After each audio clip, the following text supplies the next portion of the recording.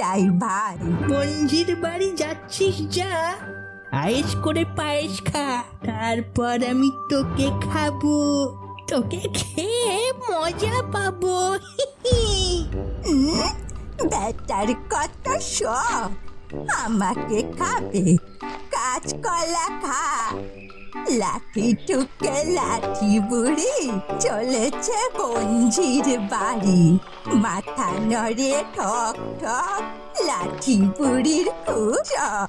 এই নদীতে কুমিরের ভয়ে মাঝিরা নৌকো নামায় না, একটা নৌকো তো দেখতে পাচ্ছি না, এবার কি করে ওপারে যাব?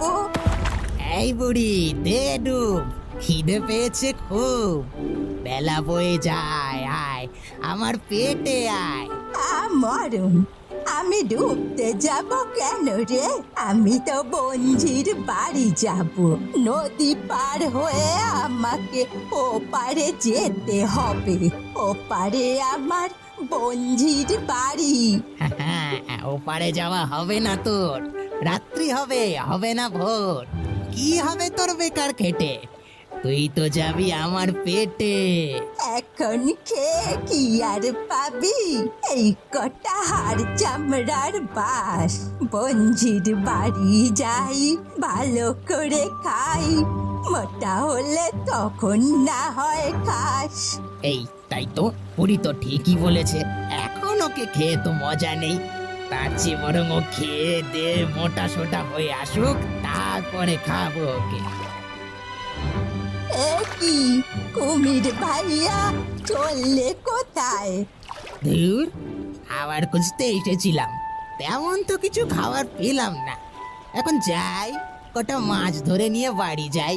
সে তো যাবেই, কিন্তু তার আগে আমার একটা সাহায্য করো। কি সাহায্য?